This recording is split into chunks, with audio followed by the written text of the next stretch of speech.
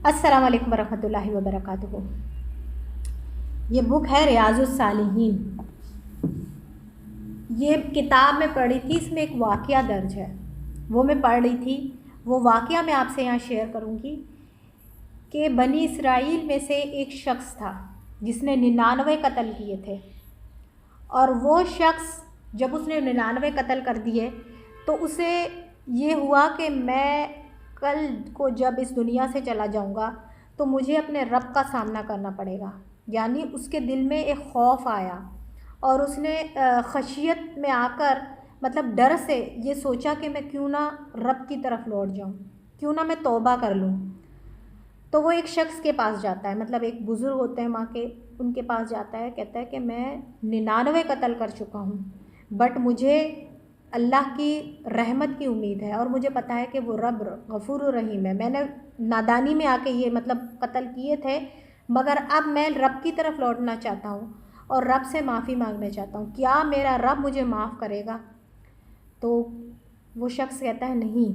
यानी जिसके पास जाता है वो कहता है कि एक इंसान का कत्ल पूरी इंसानियत का कत्ल है और तुमने 99 लोगों को मार कर अब आए हो कि अल्लाह से मैं तौबा करना चाहता हूँ और अल्लाह की तरफ पलटना चाहता हूँ।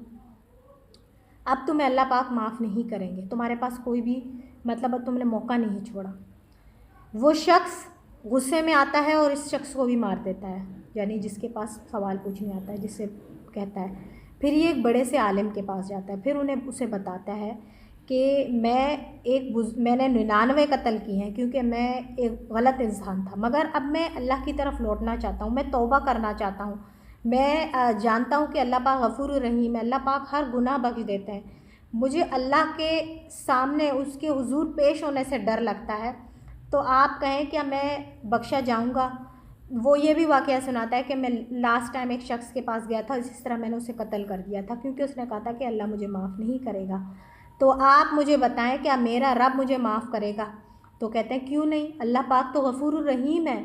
अल्लाह पाक तो कह रहा है कि वो आपके मतलब उसके इंतज़ार में है तौबा के। तो तुम्हारी तौबा व तायब अल्लाह पाक कबूल फराएंगे, मगर उसके लिए शर्त एक मतलब रखी जाती, एक शर्त है, तुम ये बस्ती छोड़कर चले जाओ। यानी सोहबतें बहुत गहरा असर छोड़ती हैं। इसी तरह जहाँ इलाके में आपने रह के बुराइयाँ की होती हैं, जो गुनाह किए होते हैं, वो बार बार आपके आगे आएंगे। इसलिए वो उसको कहता है कि आप ये बस्ती छोड़ के जाओ। वो शख्स जा रहा होता है, वो बस्ती छोड़कर वो जा रहा होता है, रास्ते में ही उसके मतलब मुल्कल मौत आ जाता है और उसकी मौत वाक़ई हो जाती है। जब मतलब फ़रिश्ते आते हैं उसे लेने, तो अज़ाब के फ़रिश्ते और जन्नत के फ़रिश्ते, यानी दोनों फ़रिश्ते आते हैं, दोनों तरह से आते हैं। एक बोलता है कि इसने बहुत गुनाह किए हैं, इसको अज़ाब मतलब जहन्नुम की तरफ ले जाया जाए, और जन्नत के फ़रिश्ते कहते हैं नहीं, इसने तौबा तायब कर ली और अल्लाह पाक ने इसकी तौबा कबूल कर ली है, इसे हम ले जाएंगे।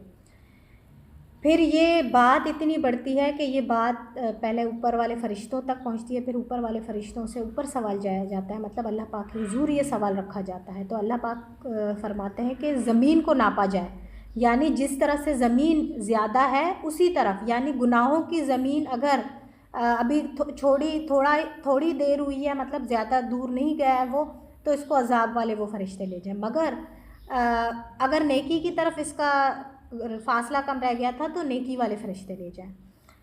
जब वो ज़मीन नापी जाती है तो नेकी वाली तरफ ज़मीन मतलब कम आती है, यानी उसको नेकी वाले फ़रिश्ते ले जाएं, उसको अज़ाब नहीं दिया जाता।